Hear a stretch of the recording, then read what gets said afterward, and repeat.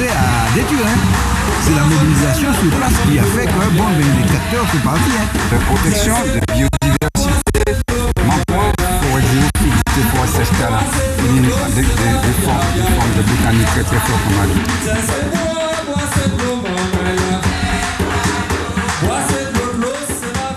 Bel bonjour tout le monde, c'est Fanny Wa avec vous pour Ansimène et puis la Sopama. Ansimène et puis la Sopama, c'est une émission de la Sopama, l'association de sauvegarde du patrimoine martiniquais. Et je suis aujourd'hui avec Garcem Malsa qui est le Koubari étoilé de la Sopama. Bonsoir Garcem. Bonsoir Fanny Wa. Donc c'est quoi un Koubari étoilé? C'est qui un Koubari étoilé? Alors pourquoi vous m'avez mis Koubari étoilé? Alors Koubari, bon, d'abord ça c'est le titre du journal de la Sopama à l'époque. Alors Koubari parce que c'est un arbre endémique du pays, mais c'est surtout un arbre qui a une richesse considérable parce que, ça porte une gousse. La gousse, elle est dure, comme fer. Et quand on arrive à l'ouvrir, il y a une poudre extraordinaire. Cette poudre se mange, l'homme peut la manger.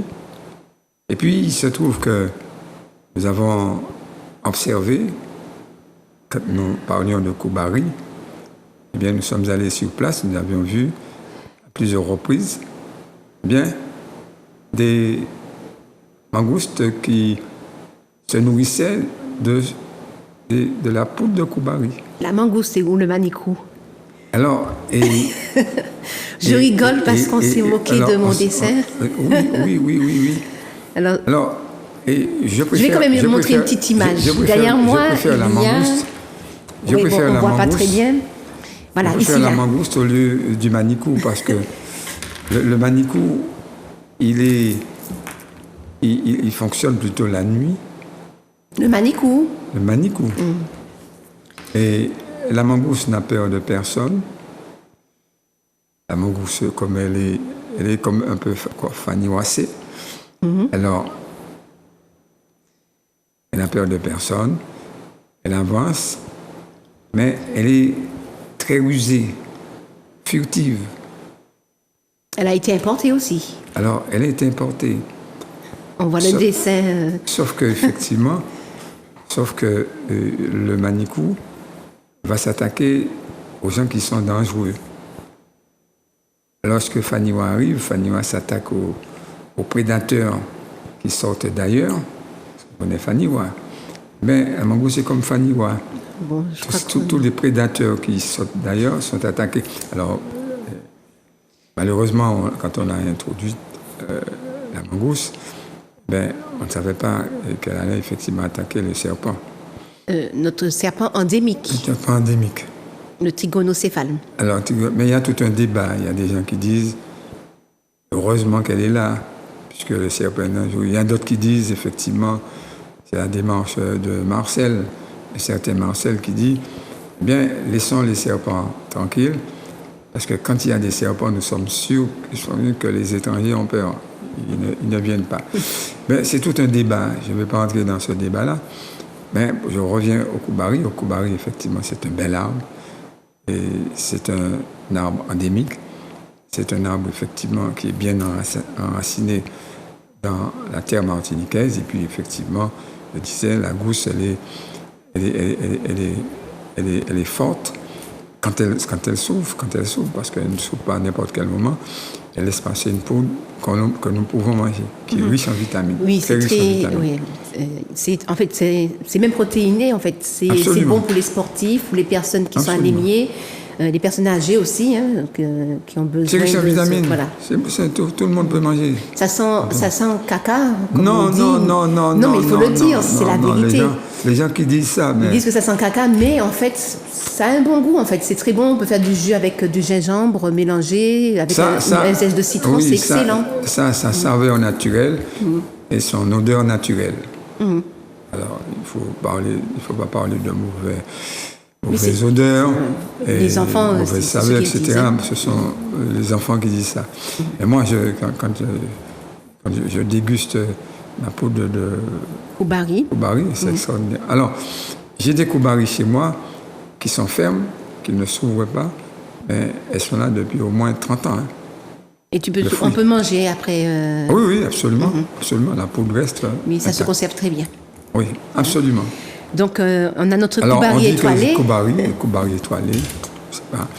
Effectivement, c'est Koubari qui monte jusqu'aux étoiles. Et puis, effectivement, qui, à un moment donné, commence à illuminer le ciel et éclairer, effectivement, pratiquement tout le monde. Voilà, Koubari étoilé. Voilà. Mais magnifique. Voilà. Donc, on a notre Koubari étoilé à la Sopamar. Voilà. Donc, on va faire notre émission aujourd'hui. Donc, on va parler principalement, justement, d'un barrage qui a été effectué à Sainte-Anne. On va succinctement parler de quelques affaires, si on a le temps, à la fin de l'émission, comme les enquêtes publiques, des panneaux photovoltaïques installés au sol. Mais on va vite fait en parler, pas grand-chose, si on a le temps. Voilà. Et donc, avant de commencer, je vais d'abord vous inviter, si vous voulez aider la Sopamar, soutenir la Sopamar, à faire des dons. Et pour cela, vous pouvez le faire par Internet avec votre moteur de recherche. Vous tapez Hello Asso, donc H-E-2-L-O-A-2-S-O à Sopamar. Et une fois que vous avez fait ça, vous cliquez 2 fois sur votre lien.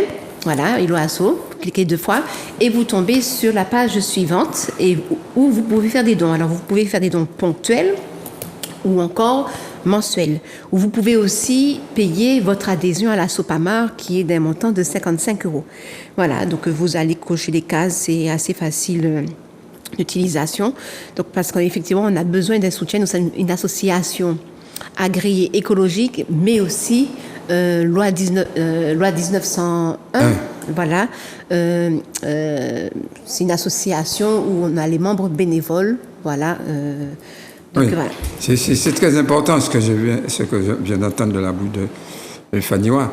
Une association comme la Sopamar, qui est agréée, mais qui est d'utilité publique, qui peut intervenir à n'importe quel moment, eh bien, cette association a besoin de soutien du public, des Martiniquais, des Martiniquaises, parce qu'effectivement, plus que jamais, par les temps qui courent, vous avez besoin de cette association qui est connue en Martinique, mais au-delà de la Martinique, c'est très important. Et qui a déjà fait des dossiers en jurisprudence. Absolument. Voilà. On ne va pas développer effectivement énormément de jurisprudence. Et les Martiniquais qui sont de la diaspora, voilà, qui veulent soutenir l'association, mais qui ne peuvent pas être sur place, sur le terrain avec nous, eh bien, vous pouvez très bien nous soutenir, justement, en allant sur ce site internet Hello Asso. Voilà, donc, cette émission passe vendredi 21 avril à 17h et mardi 25 avril à 9h. Et ça passe aussi sur YouTube et sur Facebook de Zouk TV et sur le Facebook aussi de la Sopamar. Donc tout ça est dit, on va commencer par notre sujet principal aujourd'hui, qui est celui du barrage à Sainte-Anne. Donc on va avoir une photo, vite fait, la photo numéro 1 qui montre justement le barrage, et ça c'était mardi, c'est-à-dire mardi 28, où on a la population, les Martiniquais ont été appelés pour justement enlever ce barrage, voilà. Alors retrait à la pelle, aux fourches et à l'huile de coude. Donc c'était assez long, ils ont commencé à 14h, voilà. Et pourquoi ce barrage existe et pourquoi justement des sympathisants, des manifestants, des membres de plusieurs associations. On va voir l'affiche justement de la mobilisation pour voir quelle association qui a fait appel au peuple martiniquais. Donc nous voyons en bas les associations. Donc il y a Noula, à Sopamar, APNES, c'est le CNR, le MIR. Le CD2S. Le CD2S, Résistance, et tout en bas à droite, je ne vois pas. Donc en fait, ce sont plusieurs associations qui ont dit non, il faut que ça cesse. Parce que ce n'est pas la première fois qu'il y a ce barrage, que ce barrage a été effectué. Et ce n'est pas la première fois non plus que le peuple enlève ce barrage. Donc vous voyez ici, à cette image, donc c'était l'année dernière. Donc le cours d'eau est coupé par un barrage. Donc il y avait 5 tuyaux, je crois, qui ont été alignés les uns aux autres avec de la terre pour couper la circulation de l'eau. Donc, Garcin, qu'est-ce que tu as à dire justement sur ce problème? Parce que tu es à Sainte-Anne, tu connais très très bien ce problème, puisque ce n'est pas d'aujourd'hui qu'il existe. Alors, il y a, et ce que tu as montré là, c'est un barrage que nous avons enlevé. Et il y a quand? Sur les photos, c'est le 28 avril, mardi 28 avril, mais l'année dernière, c'était... Non, c'était 28 avril. Ah non, 18. Ah bon, parce que désolé. Voilà, mardi 18 avril. Mardi 18 avril, tu as raison. C'est la photo que tu as montrée là, de mardi 18 avril. Oui, avec les pelles, avec les fourches. Alors, oui, effectivement, il y a là une récidive. Parce qu'effectivement, il faut savoir que... le béquet du coin, qui s'appelle Jean-Michel Le Gentil, a pour habitude de mépriser les Martiniquais. C'est dans son ADN. Hein. C'est dans son ADN. Il a fait ses services militaires en Afrique du Sud du temps de l'apartheid. Il faut que les gens arrivent à le savoir. Et puis, effectivement, il pense qu'il peut tout faire en Martinique. Et comme la plupart d'entre eux, ils peuvent tout faire. Ils peuvent aller à l'Élysée, s'asseoir, discuter dans les différents ministères, aller même devant le président de la République à n'importe quel moment, etc. Et bon, comme du temps de la colonisation. Et là, il peut se permettre de tout faire sans qu'il ne soit inquiété. Et il n'est pas à sa première manœuvre. Alors, concernant l'obstruction... J'ai quand même une question. Pendant que tu parles, retiens ce que tu as à dire. J'ai quand même une question qui me disait. Donc, tu disais que c'est dans leur ADN. C'est dans leur ADN. On parle des béquets, donc les blancs créoles. Le créole, c'est le blanc colon qui vit dans les colonies. Est-ce qu'à l'époque, est-ce qu'ils étaient gouverneurs? Est-ce qu'ils pouvaient être gouverneurs? Est-ce qu'ils pouvaient être des maires à l'époque? Aujourd'hui, on n'en voit pas. Il n'y a pas de préfet. Oui, ils ont été maires à un moment donné. C'est ça, c'est bien ça. Souvent, ils du temps de l'amiral Robert, ils n'ont même pas été élus, ils ont été placés comme maires. Mais si on veut faire un petit peu d'histoire, il faut savoir que avant même la Révolution française, 1789, donc avant 1789, eh bien, les colons avaient pour eux, ici en Martinique, en Guadeloupe aussi, en Haïti, et dans pratiquement toutes les colonies patronnées par la France, ils avaient ce qu'on appelle une assemblée coloniale. Cette assemblée coloniale avait des prérogatives qui étaient pratiquement aussi importantes que le roi lui-même avait. Donc, dans les îles, absolument. Voilà. Pourquoi? Parce qu'en fait, ces colonies étaient tellement importantes pour la France, parce que pour la production de sucre, pour la production d'épices, que la France arrivait à s'enrichir énormément à partir de ces colonies. Il n'y a pas que la France, il y a pratiquement... Quand on va voir toute l'Europe, si on veut voir les autres colonies, etc. Bon, je vais parler des colonies dites françaises. Et il a fallu que... Et les autres colonies aussi se sont enrichies de... Il a fallu pour la France, pour effectivement les flatter, leur donne un maximum de prérogatives. Ça veut dire qu'ici, à Martinique, eh bien, ils étaient pratiquement... imposant. Il dépassait même le gouverneur. C'est-à-dire qu'il pouvait faire ce qu'il voulait.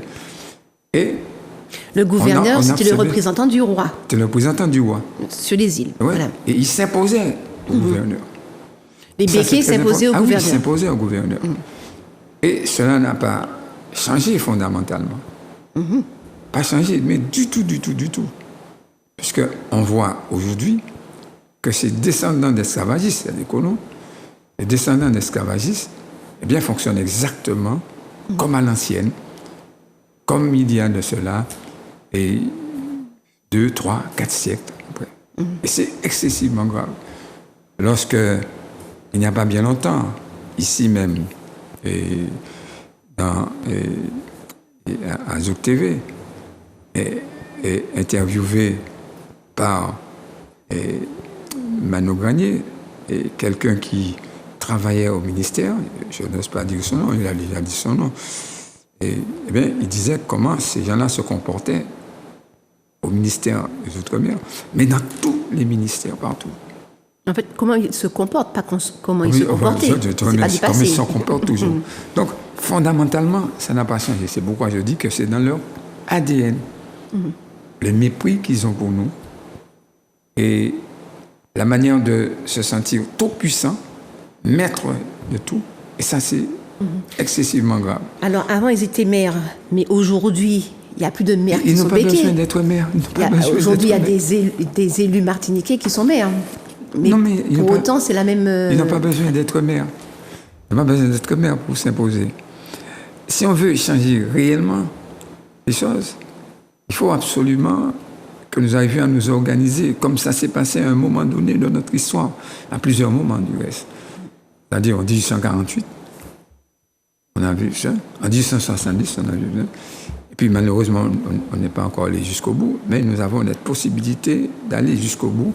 C'est pourquoi il faut connaître notre histoire, il faut nous enchouquer dans notre histoire pour pouvoir effectivement tirer les conclusions qui s'imposent pour pouvoir aller beaucoup plus loin. Et nous sommes des gens suffisamment intelligents pour faire cette démarche et pour pouvoir aller plus loin. Il est possible. Il n'y a pas de choses toutes faites, quoi. Il faut savoir qu'effectivement, les choses changent. Et la croyance que rien ne change provient soit d'une mauvaise vue, soit d'une mauvaise foi. La première, ça peut se comprendre et se guérir, mais la deuxième, ça se combat. La mauvaise foi, ça se combat. Et donc, alors, on va fermer la parenthèse. On ferme la parenthèse et puis on continue, on revient à notre sujet. Voilà, donc du mépris de M. Desgentils par rapport à la biodiversité, au peuple martiniquais dans son ensemble, etc. Voilà. Quoi. Parce qu'il se sent tout puissant et il sait qu'effectivement, que nous, Fanny Roy, dans Saint-Malsa, nous aurions beau faire des plaintes, eh bien, il ne sera pas dérangé, quoi. Il ne sera pas dérangé. Et il continue à le faire. Bon, mais nous avons trouvé une stratégie. La stratégie, c'est que lorsqu'il bouche, nous débouchons. Tout à fait. Lorsqu'il va boucher, nous allons redéboucher. Nous allons redéboucher, nous allons modifier notre stratégie au fur et à mesure. Et donc, et puis nous allons voir. Et puis nous allons voir quel est le comportement des autorités centrales et quel est le comportement de nos politiques en Martinique, de nos élus en Martinique. C'est ça. Alors, donc... Parce que normalement, il aurait pu y avoir une intervention, normalement. Normalement, comme il y a un désastre écologique, puisqu'on verra une vidéo tout à l'heure avec des poissons morts, normalement, il y a des administrations qui doivent intervenir. Serait-ce des administrations de la préfecture, de la mairie? Il y a des personnes qui sont habilitées à agir dans ce type de situation. Absolument. D'autant que ce qu'on appelle le site des Salines, toute tendance confondue, eh bien, est sujette à un certain nombre de règles de protection en matière d'environnement. C'est important. Alors, il y a... Est-ce que c'est un site? Il y a un site Ramsar. Voilà. Sur les Salines. On avait fait déjà une émission sur ça. Je ne vais pas m'étendre là-dessus, les gens n'ont qu'à aller voir. Mais on avait fait déjà, oui, une émission. C'est qu'un site comme ça, la lagune des Salines, qu'on appelle forcément l'étang des Salines, qui communique avec la mer par deux bras, un bras sud-est et un bras sud-ouest. Eh bien, c'est le bras sud-ouest qui est en permanence bloqué. Avant, ils ont attaqué l'autre. Ils avaient envie d'assécher l'étang des Salines. Il faut remonter en 1960, parce qu'ils avaient besoin de s'approprier totalement de cette parcelle. Ça fait 104 hectares. Ils ont fait une tentative d'assèchement total. Ils ne sont pas arrivés complètement. Et parce qu'ils avaient besoin d'installer après un bordel touristique dont le nom c'est la Sopamar, la Sopasu plutôt. La Sopasu, on ne va pas. Non, pas la Sopasu, Azatama. Ah, voilà. Autant que je me trompe. Autant que là, il ne faut pas confondre les gens. Azatama. Voilà. Bon. Alors, donc, c'était un consortium de prédateurs de prédateurs financiers qui s'étaient réunis, qui s'étaient organisés pour, effectivement, détruire ce site. Avec piste pour les avions aussi, d'atterrissage pour les avions. Oui, absolument. 11 500 lits, et j'en passe. Donc, il faut remonter à 1974. Mais ils n'ont pas perdu espoir. C'est pourquoi, de temps en temps, eh bien, on voit l'un des propriétaires, j'ai parlé du Béquet tout à l'heure, effectivement, il arrive à boucher, à obstruer, pour nous décourager. Alors, est-ce qu'il est propriétaire? Parce qu'il y avait une affaire de l'usine du Marin, de propriété. Est-ce qu'il est vraiment propriétaire? Il y a un doute. Voilà, bon. Alors, il faudrait qu'un jour, nos historiens et nos juristes se penchent sur cette affaire-là pour interpeller les autorités et interpeller même les Béquets pour leur demander à quel moment ils sont devenus propriétaires.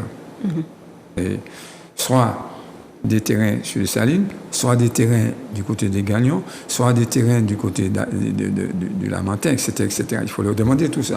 Mais de Rivière-Salines, ils avaient des concessions. Ils avaient des concessions. Bon, on ne va pas revenir sur tout ça. C'est assez compliqué, assez long. Non, c'est pas compliqué. Non, en fait, c'est long. Mais je veux rester sur, effectivement, ce qui se passe sur les Salines, sur le sujet.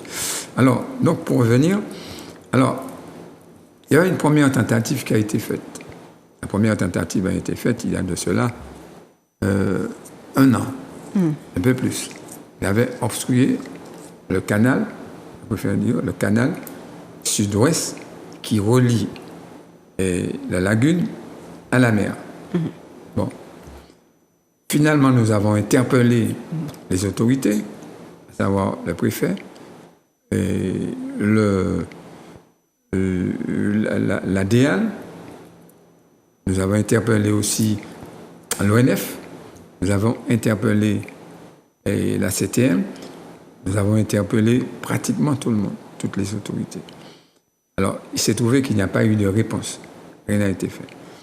On nous disait en sourdine que ce n'était pas possible de déboucher le canal parce que ce canal passait sur une propriété privée et de ce point de vue-là, les autorités ne pouvaient pas entrer sur la propriété privée pour déboucher le canal, ce qu'on nous disait. Mais je laisse les Martiniquais le seul soin, la possibilité de réfléchir un peu sur ce qu'on nous disait. Mais est-ce qu'il n'y a pas une possibilité de faire un arrêté pour obliger ce monsieur à déboucher le canal s'ils disent que c'est la propriété privée de ce monsieur? Quand bien même on puisse accepter que ça soit la propriété privée, mais l'eau qui est dans le canal appartient à qui? L'eau est patrimoine de l'humanité. Et là, l'eau est patrimoine de la nation, on dit de la nation française. Donc l'eau est notre patrimoine. Par conséquent, eh bien, il y a cette possibilité d'aller directement déboucher le canal. Mais ça crée aussi des morts de poissons. Alors, des morts de poissons. Attends, est-ce qu'on va voir la vidéo? On peut voir le poisson, mais à qui appartient l'eau? L'eau nous appartient. Est-ce que les poissons qui sont dans l'eau appartiennent au Béquet? appartiennent, mais quel qu'il soit, même s'il s'agit, c'est pas d'un Québécois, mais c'est d'un Martiniquais, dont le terrain était traversé par un canal. Même les crabes, de l'eau. même. Donc, le poisson n'appartient est dans l'eau. L'eau n'appartient pas à ce Martiniquais. Quand bien même le canal passe sur son terrain. Donc, il a l'obligation de déboucher le canal. Ou s'il n'a pas les moyens, il fait intervenir l'État, ou bien il peut intervenir des voisins, il peut faire un coup de main pour déboucher le canal. D'autant qu'effectivement, il sait très très bien qu'il y a des poissons qui meurent, il y a des crustacés qui meurent, il y a des animaux qui meurent, il y a des végétaux en vie qui meurent, etc. La vie qui disparaît. La biodiversité est important. est détruite. Et ça, c'est très important. Et c'est pourquoi nous disons qu'il y avait là une tentative d'écocide. Et ça, c'est très important. Il y a une tentative d'écocide. Nous l'avions interpellé. Et là, effectivement, à force d'interpellation, eh bien, nous avons été obligés, à un moment donné, de faire un coup de force et de déboucher nous-mêmes. Alors, qu'est-ce que nous avons fait? Nous avons vu... On va voir la vidéo. On va voir la vidéo. Et après, on va continuer pour voir ce qui a été fait. Donc, on va voir la vidéo des poissons morts.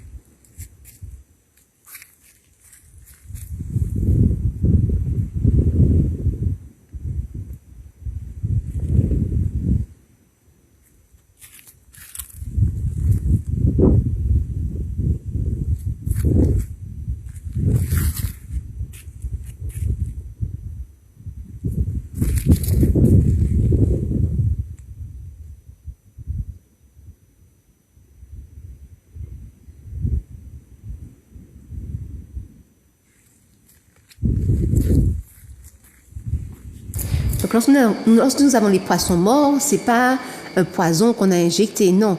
C'est la température de l'eau qui a augmenté. Il y a moins d'oxygène.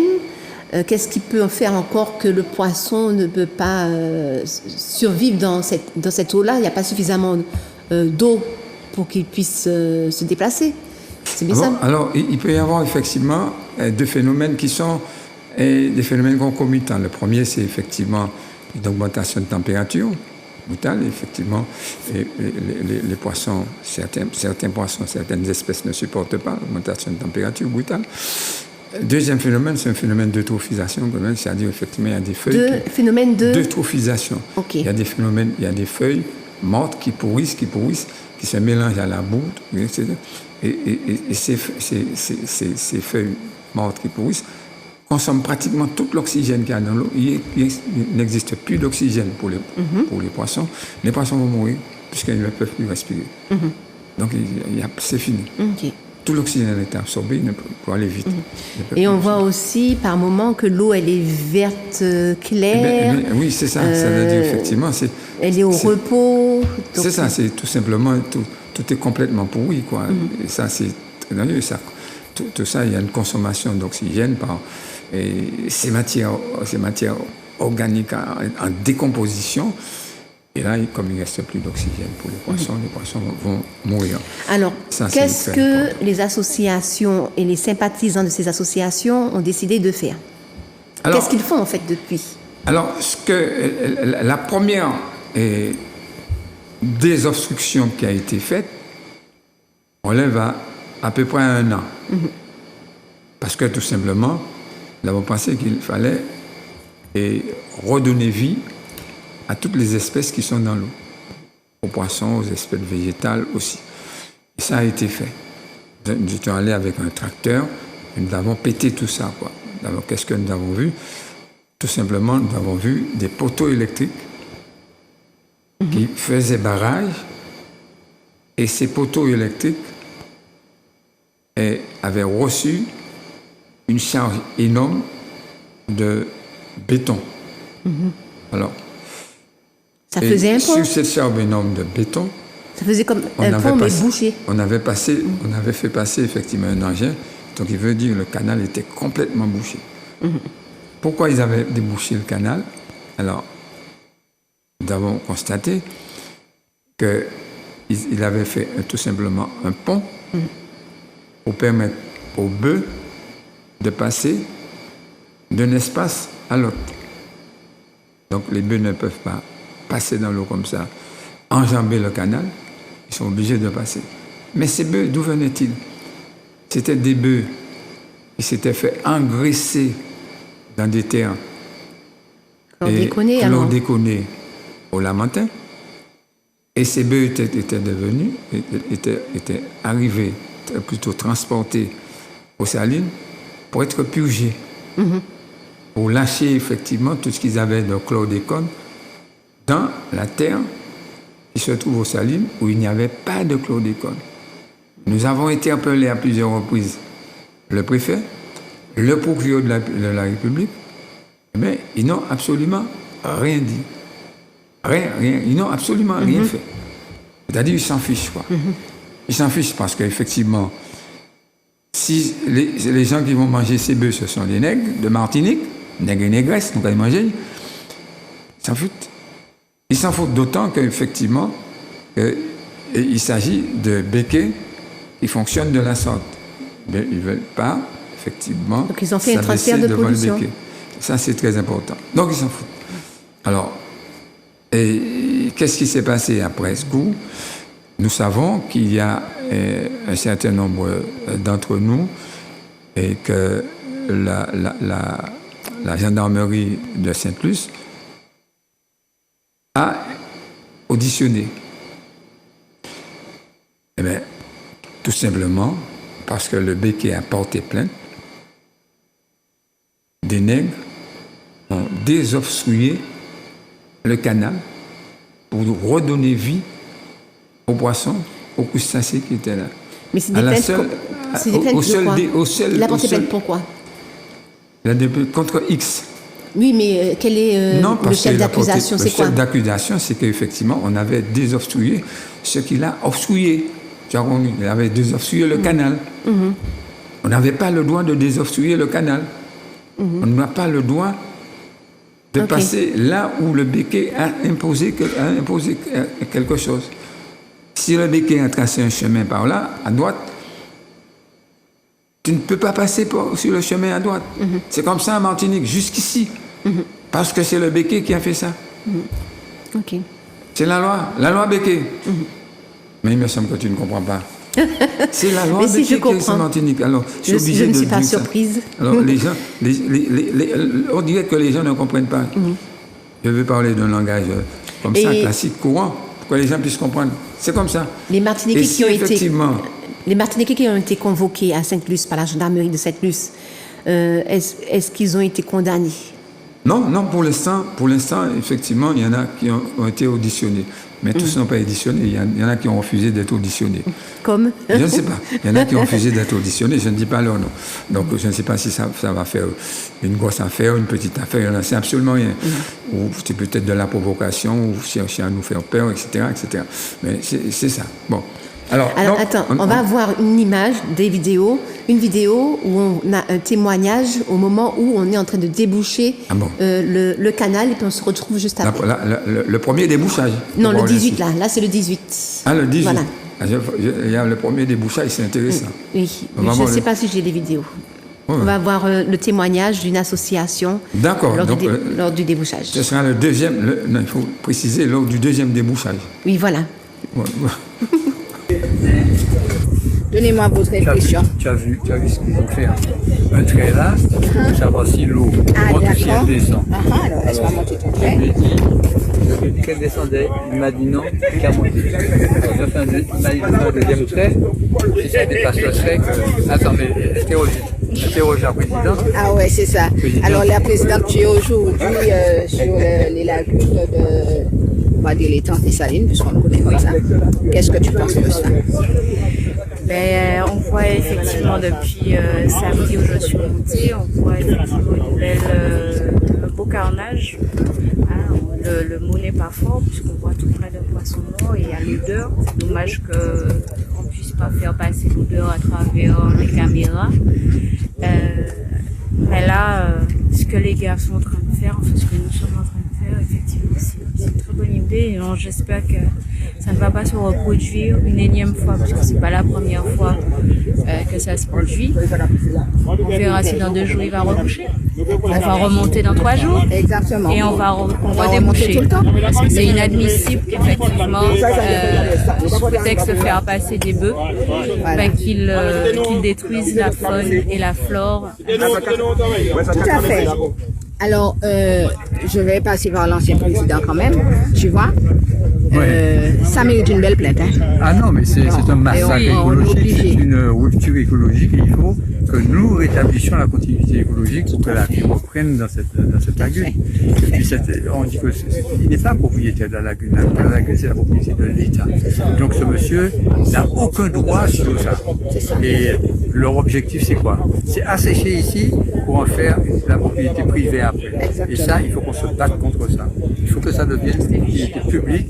Il faut que les salines deviennent la propriété de la collectivité martiniquaise. Exact. Merci beaucoup. Voilà. Eh bien, on va regarder l'eau. Là, dès qu'ils auront fait ça, on va applaudir parce que franchement, ils vont mériter ça. Tout à fait. Alors, on va attendre.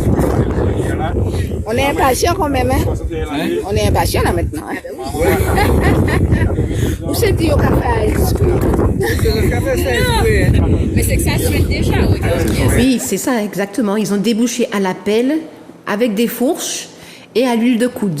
Donc ça a demandé, ils étaient là depuis 14 heures, ça a demandé quand même du temps, de la patience, et puis finalement ça a été réussi, ça a été une belle réussite, on va voir sur la vidéo tout à l'heure. On dirait que tu étais là. Non, c'est vrai? Non. Ah, mais j'étais là indirectement, puisqu'on regardait la vidéo en direct avec Rosalie, puisque Rosalie, présidente de la SOPAMAR, filme en direct sur Facebook et on arrive à vivre le moment en même temps que les militants. Ouais. Voilà. La manière de t'exprimer, là, je pensais même que tu étais là. J'ai cru voir quelqu'un qui te ressemblait. Parce que dès lors qu'il y a ces genres d'action, Fanny est toujours là. Voilà. Donc, il disait aussi qu'il y avait une mauvaise odeur aussi, qu'il y avait une mauvaise odeur dans le canal. C'est un canal, c'est un cours d'eau, c'est une rivière, c'est une ravine, c'est quoi? Alors c'est un canal qui relie la lagune à la mer. Mm-hmm. La lagune est reliée. La lagune, ça fait 104 hectares immergés. Et il y a un canal qui relie la lagune à la mer du côté sud-est, que de la savane des Pétrifications, pour les gens qui connaissent. L'autre, c'est du côté sud-ouest, du côté de la mer des Caraïbes. Du côté de l'Atlantique, là-bas. Là, c'est du côté de la mer des Caraïbes. Et ce barrage-là, comme disait le monsieur dans l'écran, ça coupe la continuité écologique. Absolument. Ça veut dire qu'il y a effectivement un écocide. Mais oui, ça veut dire l'écosystème est détruit. Le monsieur sait ce qu'il fait. Il coupe le cycle. Il est au courant, ce monsieur. Je me demande s'il n'a pas l'autorisation du préfet pour faire tout ça. Puisque le préfet ne dit rien. Et ils ne font rien. Le préfet, c'est le gouverneur. Hein? C'est ça. Donc, il doit avoir l'autorisation du procureur aussi. Puisque le procureur ne dit rien. Ils ont été interpellés à plusieurs reprises. Et le maire? La désertion. Alors, le maire, il est dépassé, le pauvre. C'est pas de sa faute. Peut-être qu'il ne comprend absolument rien. Mais peu importe. Mais le préfet, le gouverneur... Et ceux qui... Donc, c'est important. Mais ceux qui entourent le préfet et le gouverneur, je vais parler effectivement de la DEAL, etc., de l'ONF, mais ils connaissent quand même, ce sont des techniciens. Donc ils se connaissent. Mais pourquoi ils ne disent rien? Parce que l'autre, c'est un béquet. Ils ont peur du béquet. Il est tout puissant. Alors, là, on a débouché, eh bien, nous espérons qu'il va reboucher et nous allons redéboucher. Il ne peut pas nous décourager. Et ça, c'est très important. C'est quand même remarquable ce qu'on vient de voir. On vient de voir quelque chose, c'est-à-dire, la dame qui a parlé, il a dit effectivement, s'il récidive, eh bien, nous aussi, nous allons récidiver. Nous allons continuer pour effectivement redonner vie à chaque fois aux poissons, aux crustacés, aux espèces végétales qui sont effectivement dans l'eau et que c'est très important pour nous. Alors, tout n'a pas été dit. Il faut savoir que cette lagune a une importance extraordinaire du point de vue de la nutrition des êtres humains. Du temps de la Deuxième Guerre mondiale, cette lagune alimentait pratiquement tout le sud en poissons, en crabes, en cirriques, en chevrettes, mais toutes sortes de poissons. Et de gros poissons, on a vu. Hein? Et ça continue effectivement à nous nourrir. Malheureusement, comme ce n'est pas surveillé, comme on fait n'importe quoi tout autour de la lagune, eh bien, il y a des risques de pollution. C'est pourquoi nous intervenons régulièrement et nous interpellons régulièrement les autorités. Et qui plus est, nous faisons savoir que nous sommes allés jusqu'à faire en sorte qu'il y ait le maximum de règlements pour sauvegarder l'ensemble de la lagune, qui est un site comme ça, mais au-delà de la lagune, tout le site. Nous avons mis en place une opération grand site sur 2200 hectares, en moitié en mer, pour moitié en mer, pour moitié en terre. Et je pense que c'est très important. Il y a donc une protection maximale qui a été faite. Et en dépit de tout ça, eh bien, on voit que les gens font n'importe quoi, y compris les autorités qui sont chargées de veiller à l'application et au respect de ces règlements. Les autorités sont laxistes, font n'importe quoi. Et nous irons jusqu'au bout. Donc on va voir maintenant, au moment où le canal sera enfin libéré de ce barrage. Donc on va voir la vidéo, elle dure 3 minutes, on se retrouve juste après sur le plateau.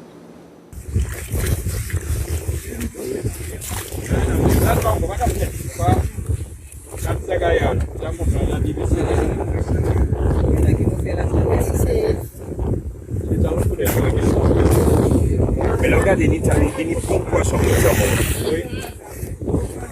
Ah ouais. Non, viens, traverse. Non, pas par là.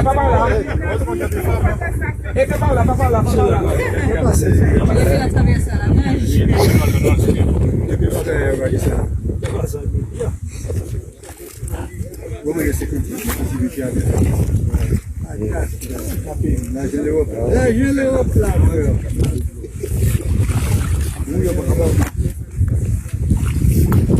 Plus le veut pour montrer les mounes. Pas de quoi.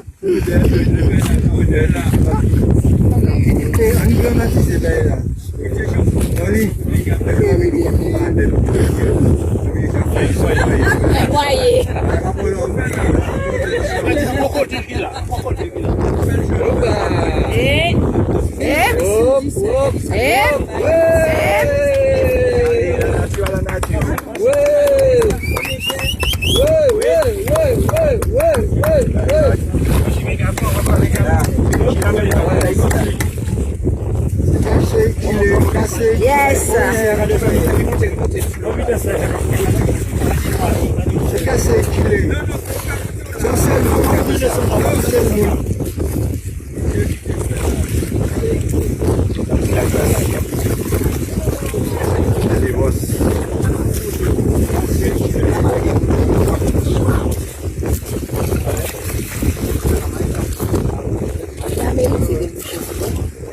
ouais, exact.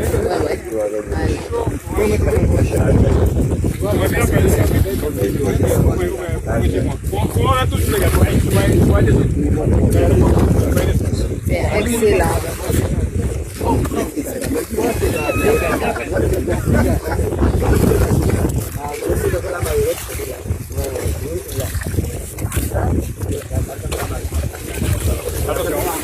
Attention là, attention. Attention.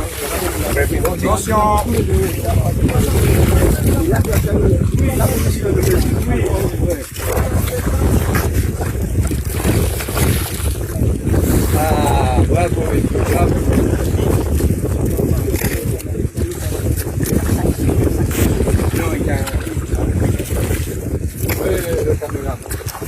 Il est en bas, c'est bon.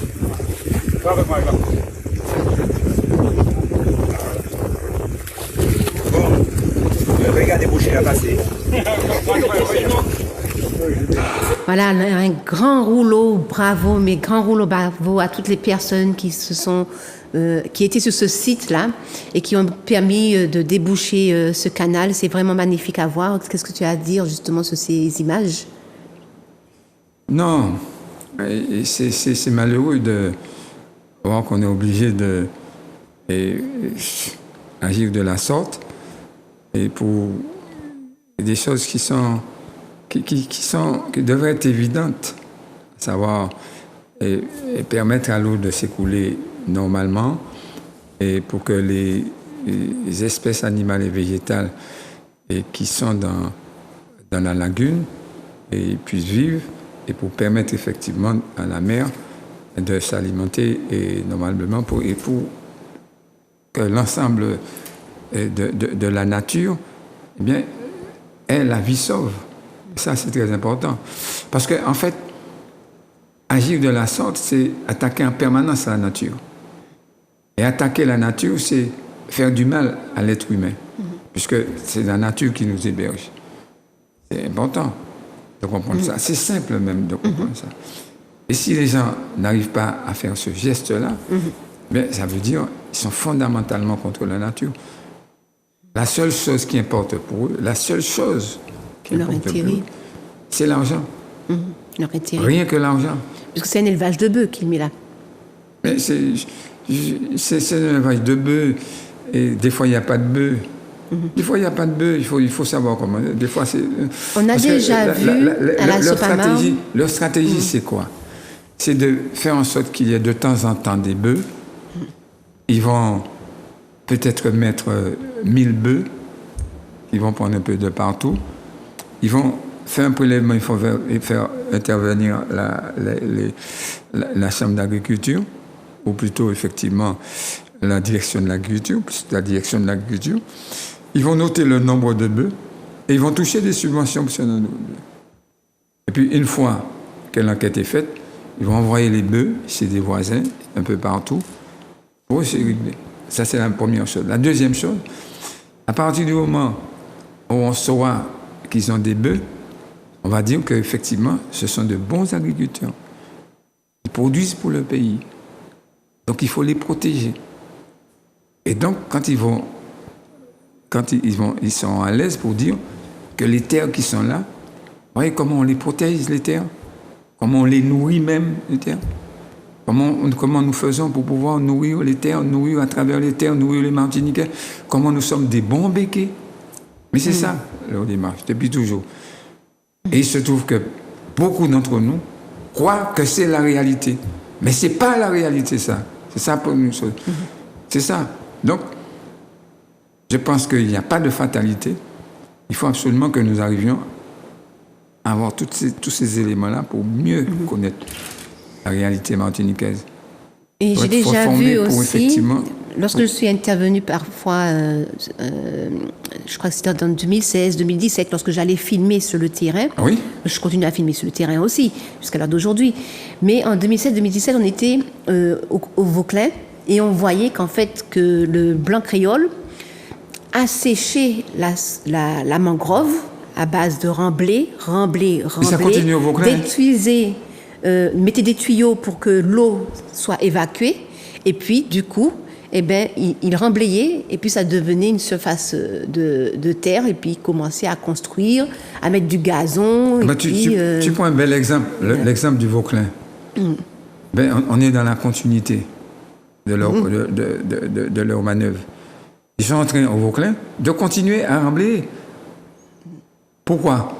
Parce qu'il y a un projet au Vauclin, il faut faire venir ici un des responsables des activités économiques du Vauclin pour en parler.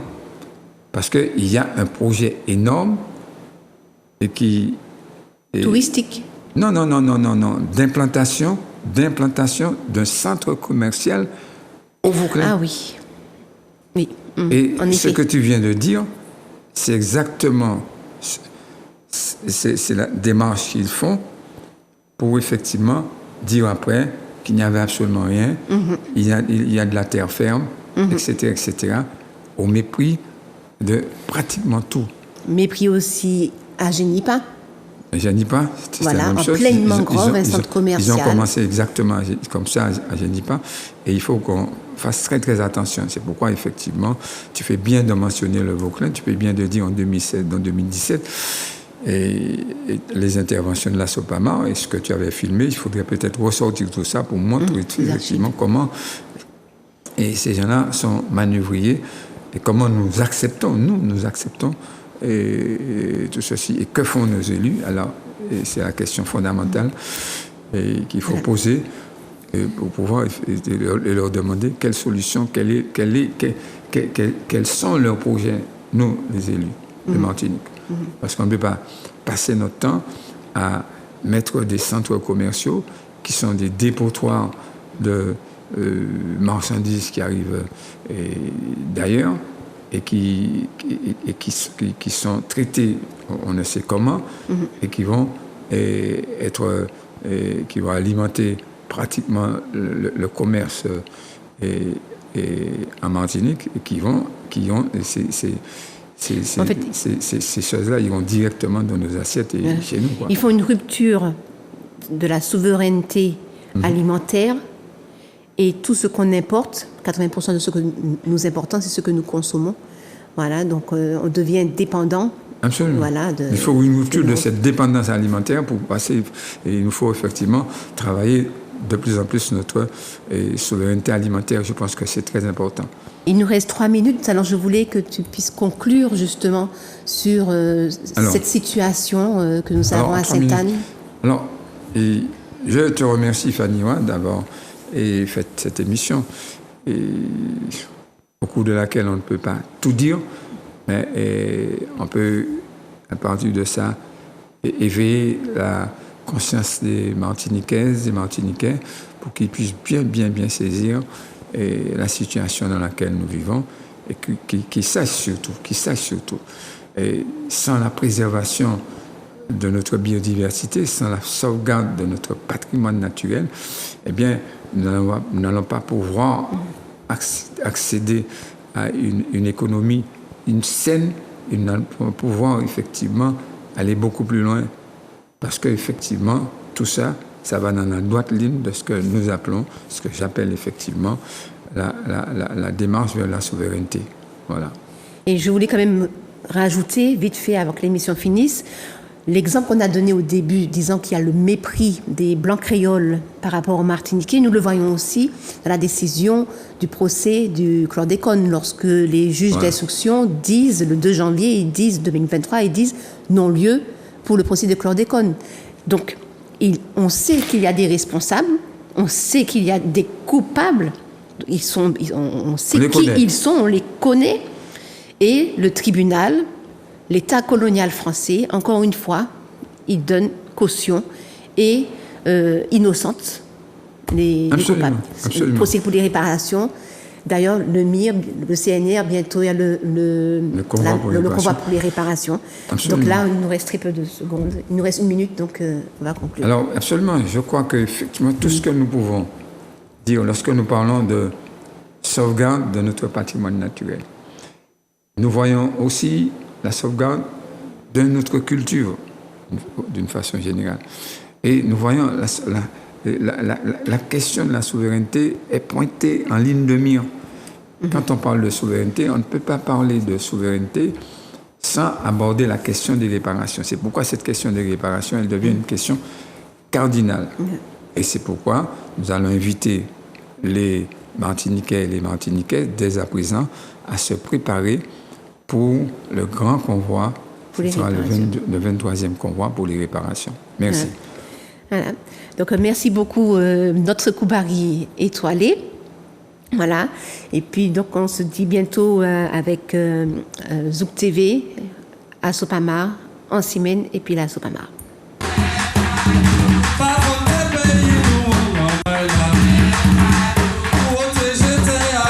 Les Américains ont commencé à détruire. C'est la mobilisation sur place qui a fait que bon, les capteurs sont partis. La protection de biodiversité, membres, forêt géophysique, forêt sèche, des formes de botanique très très fortes comme